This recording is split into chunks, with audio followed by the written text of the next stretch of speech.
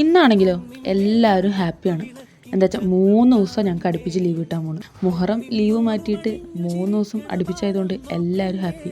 Hostellers അതുകൊണ്ട് ഇന്നലെ തന്നെ കൺഫ്യൂഷൻ ഉള്ളതുകൊണ്ട് നേരത്തെ വീട്ടിലേക്ക് പോയി. കുറച്ച് പേര് ഇന്നത്തെ അറ്റൻഡൻസും കൂടി കിട്ടിയിട്ട് വേഗം പോകാൻ വേണ്ടി അതിൻ്റെ തിരക്കിലാണ്.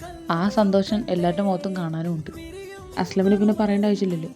അതിനിടയിൽ ഞങ്ങൾക്ക് ഇന്ന് ഒരു ഓറിയൻറ്റേഷൻ ക്ലാസ് ഉണ്ടായിരുന്നു, പ്ലേസ്മെൻറ്റിൻ്റെ. അതിൻ്റെ പരിപാടി നടത്തിപ്പിൻ്റെ റെഡിയാക്കലാണ് ഈ ടീം.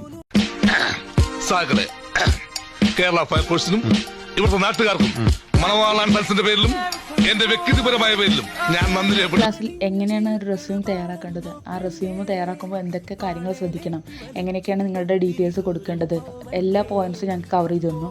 അതുകൂടാതെ തന്നെ കമ്മ്യൂണിക്കേഷൻ സ്കിൽ എങ്ങനെ ഡെവലപ്പ് ചെയ്യണം എന്നുള്ളതും അതിനെന്തൊക്കെ ചെയ്യാമെന്നും ഞങ്ങൾക്ക് പറഞ്ഞു തന്നു.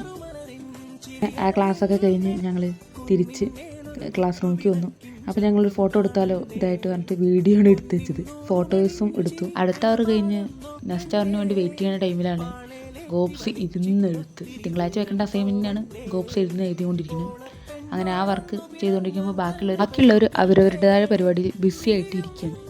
ഞങ്ങളുടെ റൈസ ഇവളാണെങ്കിൽ നേരത്തെ കൂട്ടി വീട്ടിലേക്ക് പോകാൻ വേണ്ടിയിട്ട് നിൽക്കുകയാണ്. നാളെ ലീവാണല്ലോ, അതുകൊണ്ട് ഈ ബാഗൊക്കെ പാക്ക് ചെയ്ത്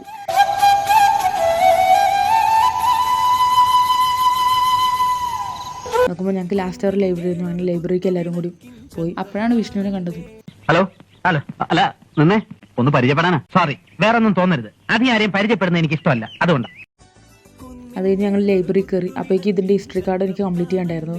അങ്ങനെ അത് ഫില്ല് ചെയ്ത് ഇത് കഴിഞ്ഞ് എനിക്ക് മെൻറ്ററിനെ കാണുന്നുണ്ടായിരുന്നു. അങ്ങനെ മെൻറ്ററിനെ പോയി കണ്ട് 5th സെമ്മിൻ്റെ റിസൾട്ട് കൂടി ആ ബുക്കിൽ എഴുതി കൊടുത്ത് നേരെ വീട്ടിലേക്ക് തിരിച്ചു.